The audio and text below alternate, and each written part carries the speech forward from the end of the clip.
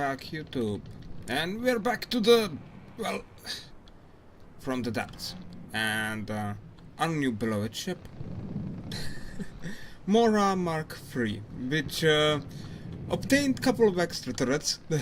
One at the back and one at the front. Yes, the original one had 3 turrets, this one has 5. And it now has 10 guns with 450mm, so yeah, this got changed, and of course, as following. There were some other changes done to it, but in general, yeah, it's just a bigger version of our already well, not in game. I don't think we have anyone in game.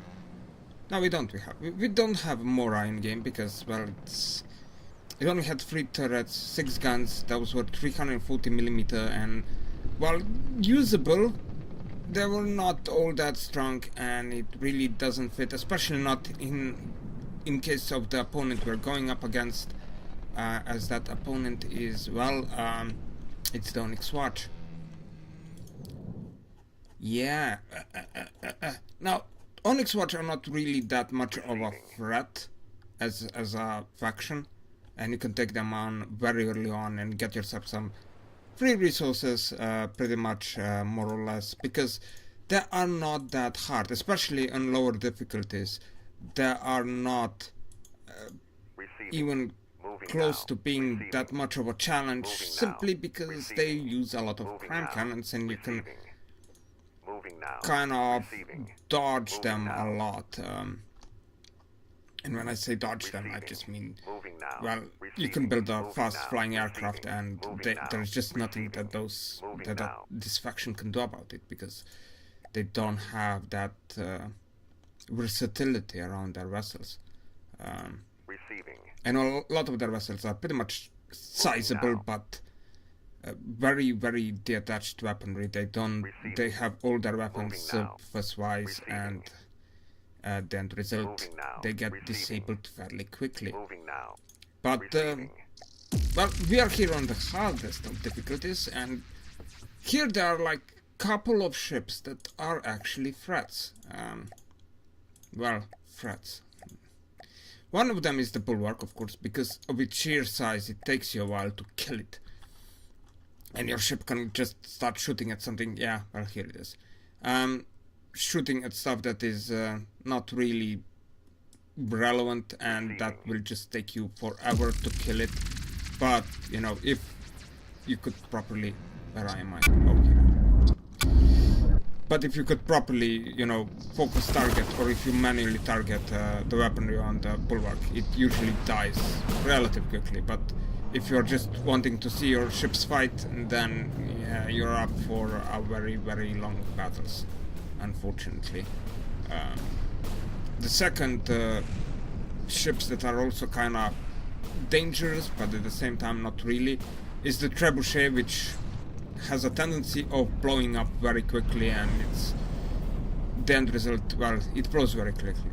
Iron Cordon is another ship that could be dangerous if it just would stop from exploding. And this is like the Onyx Watch thing.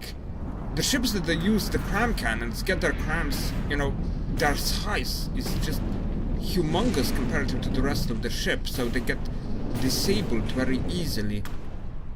They're also not very well covered or protected. It's its own turret, and it has like one iron layer around it, one metal layer, and that's it. Which can make it into... What the hell? We actually got the second ship into this battle? Really? Already? Wow. Okay. That Dogana, on the other hand, I think it's gonna die. Unfortunately. Yeah. But yeah, you have these ships that have these big turrets, cram turrets that get very quickly on a disabled. And then you also have, you know, advanced cannon ships in the Onyx Watch. But those, yet again, they are very fragile. They blow up very easily. They lack that protection, and considering protection, I mean shielding in a lot of cases, because that's what it does. It's shields that can protect the advanced cannons. Everything, the armor in the game is not as important as the firepower, unfortunately, and yeah, it's well, we're gonna see. I mean, even the Bulwark, it has this triple advanced cannons here, and they're smallish and not that much of a serious threat, but they have a serious tendency of blowing up relatively quickly under us. And I mean, you could see that it will like what 6-7 volleys before it fired one. This is like a serious disadvantage of hand cannons. Just the rate of fire, you know, and how quickly they can get damaged up as well. It just, yeah. And of course, at range, we are now at 1.5 kilometers away. It's firing at us, but it doesn't seem to be that much of a threat because we're gonna either dodge most of the shells, and the shells that gonna hit gonna bounce. Unfortunately, the Bulwark doesn't have the inertial fuse on it. I don't know why. Well, we did take some damage. Where did we get hit?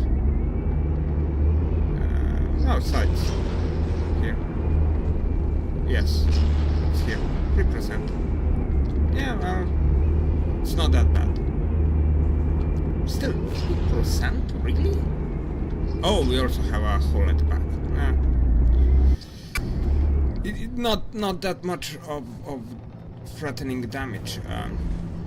And more MK3. It's a big freaking vessel. It's 25,000 in volume. It's not as big as the... What did I say about the gunner not surviving? I was thinking it's not gonna survive after a side of the Bulwark would shoot at it, but my own ship just pretty much wrecked it. A full side volley into it. It's just... Oh. I mean, thankfully it was like 1 or 2 volleys, and the second volley didn't all that much connect, but holy cripes, that was very not. It's silly. That's what it was. But as you can see here, I mean, these are all already disabled, and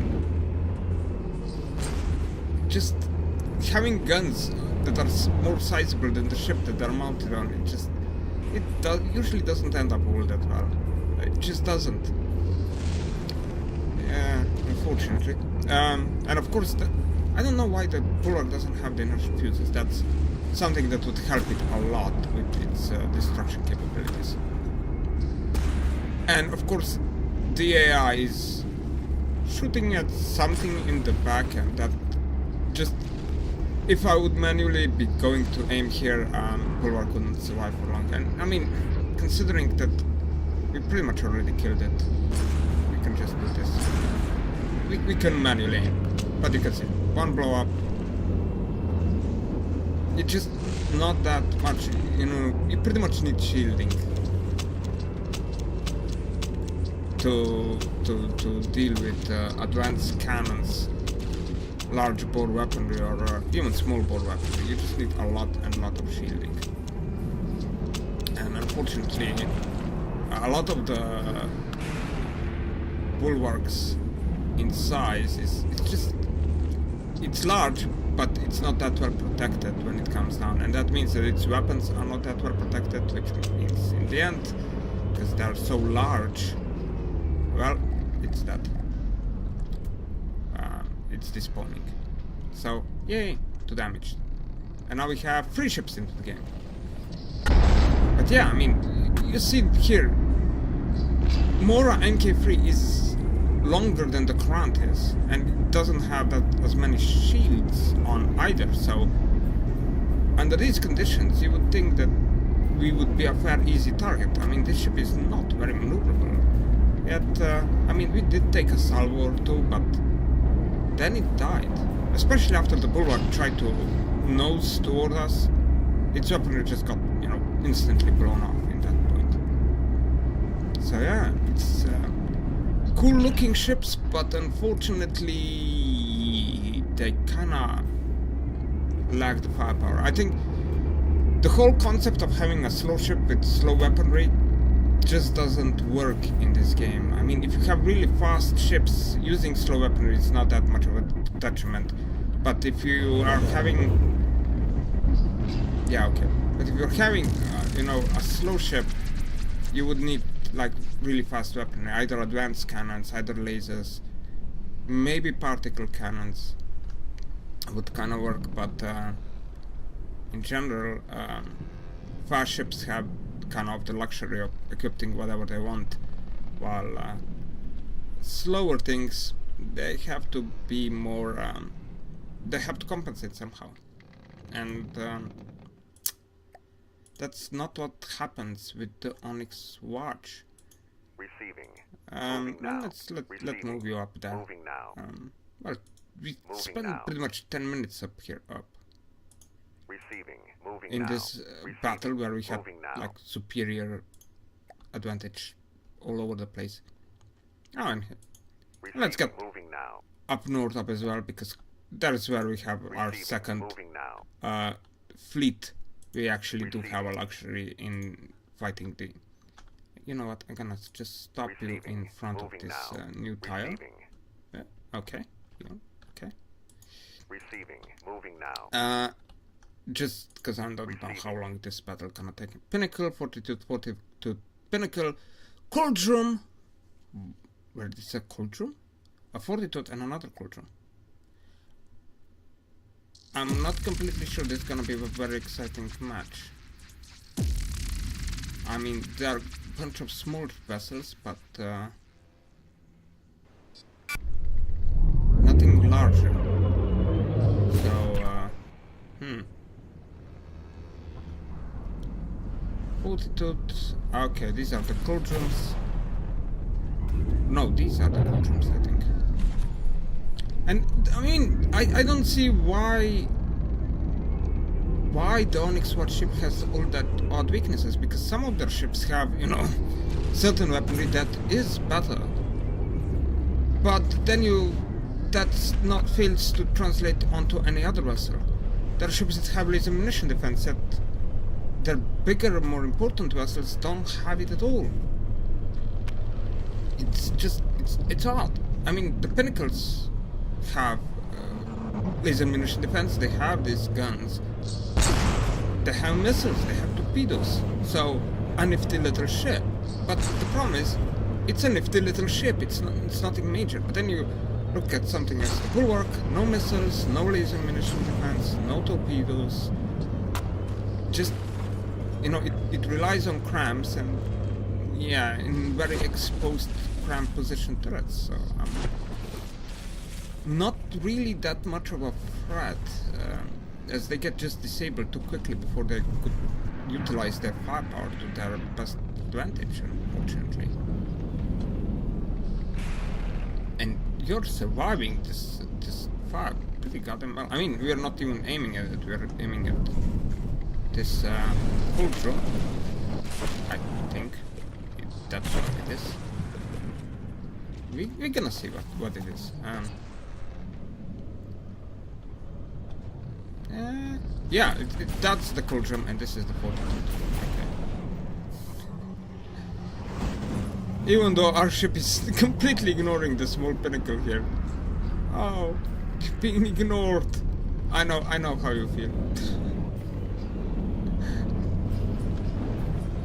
It would be nice to shoot it. Just, I mean, these things die very quickly. I'm gonna Engaging now. just target it. Because as a ship, yeah, it's just too small to survive any prolonged periods of time. And yeah, so in the end, I don't really find Onyx Watch to be all that threatening. At least not to me. Maybe somebody, if you're building like in a specific style, or you're going for a specific design or something, then sure. I didn't even bring any planes in this match, because Onyx Watch are just slow in every single aspect. You can use whatever weapon you want against them, and it should kind of work. This is... well, we're shooting yet again at something irrelevant, which is always freaking great. This is what makes the Onyx Watch survivable, just purely missing the ships. Give me a second, I'm sick of this. Just aim at whatever is above the water. There. 2 damage. Next, please. The Quran is just having a field day here. Not even taking any damage. Just these ships are just not a threat, unfortunately.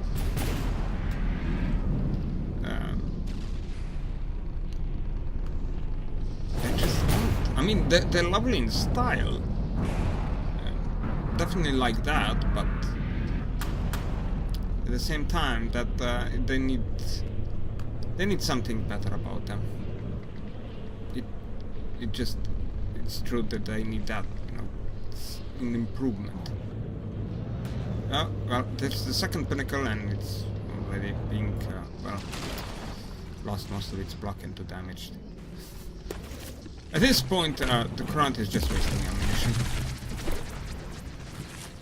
Just purely bashing them for absolute no good reasons. Yeah. And yeah, the Current is like, it's a 35,000 in volume vessel, so if it can beat the Onyx Watch, every single one of their ships, heck, multiple fleets at the same time, then, well, it would be, in my opinion, considered somewhat of a failure, but as you can see, that's not happening at all. Moving now. And it took us like 5 minutes to kill that. Let's see if we can find some more Chancellor, Poseidon, Angler? Really? These are like very old vessels. Well, old vessels. These are like first era vessels. Sailboats. To what I can remember. Moving now. Let's just pull both of these. Like that. And well, we have a bulwark. But well, that's one bulwark. I don't think this is gonna take us even close on long periods of time. I'm kind of surprised that, I mean, we have been waiting for fair amount of... Where the hell am I? We have been waiting for fair amount of time. I mean, dealing with the lightning hoods wasn't something that happened overnight. Okay. So, we have a couple of small things here. Whatever this thing is, I wouldn't know. But yeah, it just, I really don't feel the Onyx Watch being that much. It's usually the second faction you go after simply to get you free resources. They're just a very easy resource gathering thing, you know. I kind of understand that the Onyx, the Deepwater God is kind of weak because it's the first faction you're gonna encounter. They kind of have to be weak. Just, you know, so they introduce the player to the game, but I don't really get it why the Onyx Watch needs to be, in general, weak as well. At least in a godly mode, they should have, you know, a couple of weapons that people should be terrified about, but they just, yeah. I mean, the trebuchet, if it could spawn as a support vessel to something else, could be quite of a threat. Like, you know, bulwark and a trebuchet in the same bloody spawn, then the trebuchet could pretty much get to utilize its massive weaponry to just devastating effects. But you usually meet them one-on-one. They are 22,000 in volume, and the end result is they blow up. They blow up very easily. And the Iron Cordon is pretty much the same thing. It just blows up. It has that awesome advanced cannons, but they are completely exposed advanced cannons. One shape charge penetration and they blow up in pieces. And you can see here, I mean, we're not even taking any damage here. I mean, we're gonna get hit here, I'm suspecting. Yeah, but lack of the inertial fuses. Just, I don't know what's with that. I thought all of the Onyx Watch ships actually got the update with the inertial fuses on them, but Bulwark apparently didn't. I do know other ships do have. I mean, I think it does have the, but only the small guns have the inertial fuses, and the big guns just don't, which kind of like really confuses me. I'm kind of surprised at this. Oh, now it did. Surprised that the turret didn't yet blow up, but well, now it did.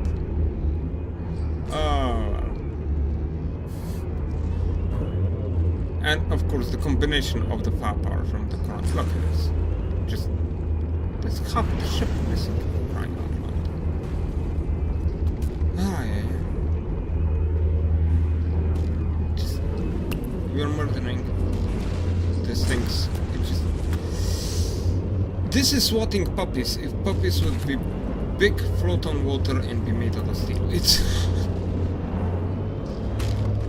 cool-looking faction, unfortunately, is, in my opinion, underpowered. Just, I don't even know what to do.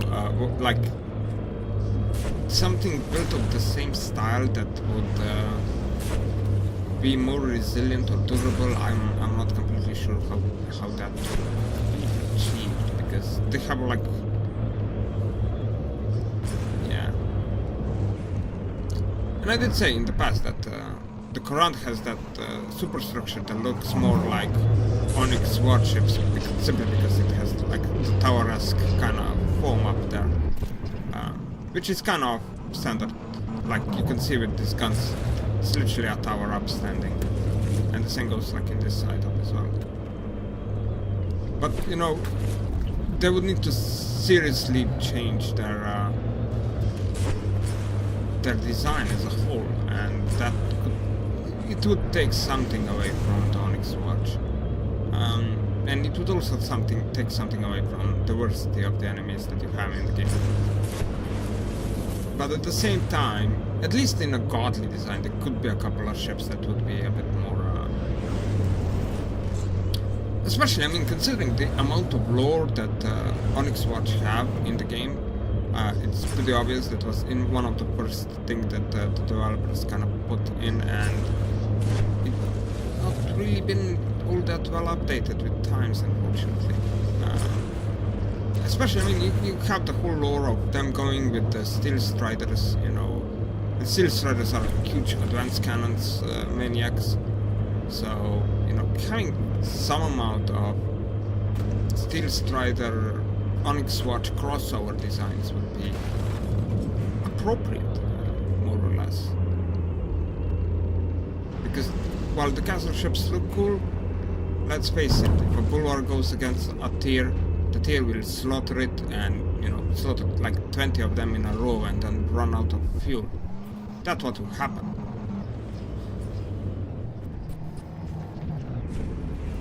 So yeah, I just...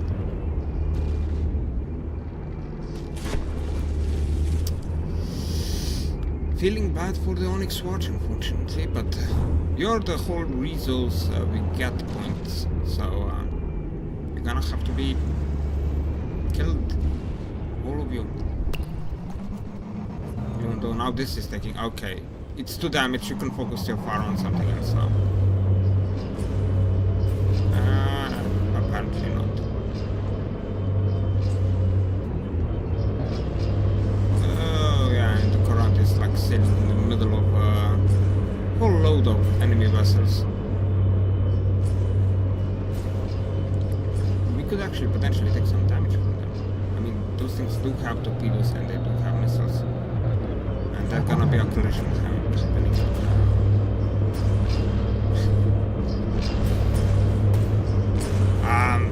You know, you could retarget something like this here, please. Engaging now. Because this is getting silly. You're shooting a corpse. It really is. It's too damaged. It's so far off that it doesn't even matter anymore. Start killing something else. And the Courant, what I know, it should start turning away if the Louis is set properly. Ooh. That guy who kind of went in front of us and we accidentally rammed it. Well, accidentally. Courant pure simply ignored it and just went right through it. But it just got in the way of the main batteries and, well, a quick ending. Well, not really a quick ending. I think it's still alive. Quite surprising that there. But I mean, we had a bulwark and a pinnacle in at the same time, which is considering the size of the bulwark is, you know, a bit surprising. They usually are the only thing there is in the game. And either this thing has spawned half built, or we already damaged it to such an extent that, well, it's not really worthwhile speaking of it anymore. Which would pretty much mean that our secondaries have, you know, just murdered it like this. I'm not giving that possibility away, considering that a lot of the sailboats is also not like the strongest vessels in the game. They do have their pretty big flaws, especially as with their ammunition placements. Oh, yeah, the amount of the shots coming, it's obvious what's going to happen with this one. Every single advanced cannons on the Onyx Watch ships, they just have a tendency to blow up. Very big tendency of blowing up. And here comes the Chancellor, or Chancellor, or... oh, I can't speak English anymore. Whatever the word is. Oh... something already exploded on it. But yeah, this is what Onyx Watch starts with an early campaign. I don't even know why they're still so late in the game and they're still here. I mean, we dealt with the white flares, we dealt with the lightning hoods in the meantime. These things should not be here. I'm confused, to say the least. And these things can be actually quite of a challenge if like there is an Onyx Watch campaign where you are pretty much a pirate lord and you're going for the goodies of the Onyx Watch. It's also a part of the lore, and you get to fight these things, which does explain a lot. But you know, these things can actually be dangerous simply because of broadside and how much ammo and ammunition they have, and how much you can actually build at the start of the game. So they can be actually quite frightening sight if you meet one of the bigger ones very early on, which can happen if you play on godly design. If you're on lower ones designs, I don't think they meet them all that frequently. But well, at least you know. The whole problem with these type of ships is that they have, like, in their hull, they have very squeezed in type guns, so you hit them once and the entire ship tends to blow apart. This one apparently not, but others are quite vulnerable. We actually gonna run out of fuel at this point. Okay, time for some manual aiming, because it would be too embarrassing to actually run out of fuel. Just aiming for stuff that is above the waterline, and yeah.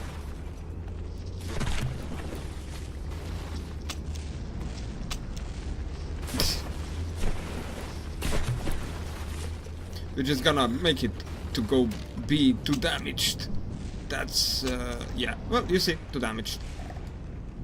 Next, please.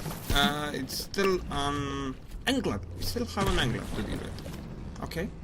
Anything else? Nope. We pretty much dealt with everything there. Just everything's dead. You know, I'm gonna cheat up a bit by pressing F11. Oh no, we don't have to. Okay. The angler, yeah, a bit faster. I think it does something like 16 or 18 meters a second, so it's not a slow vessel at all, but it's also one of the fragile ones, I'm suspecting. But it does have shields, which is... It's kind of funny how early designed ships on the Onyx Watch front do have shields, but then you look at their mid or late designs and they just lack that shielding part. I don't really know why. because shields would be a huge, benefit to their vessels. Maybe more like localized shielding than anything else.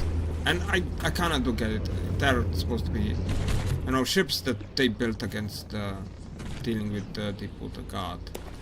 And Deepwater Guard themselves are particularly powerful ones. So maybe that's the kind of... I don't know. Anyhow, I think that Onyx Watch, at least in their godly designs, needs some bit of an update to be considered a challenge. Because otherwise, just a single ships make them look silly. On the other hand, this does look a bit of a silly ship. Yeah, I'm thinking a bit just changing the ass on this thing. It's will be necessary at some point. But yeah, this is gonna be it for this episode, and see ya.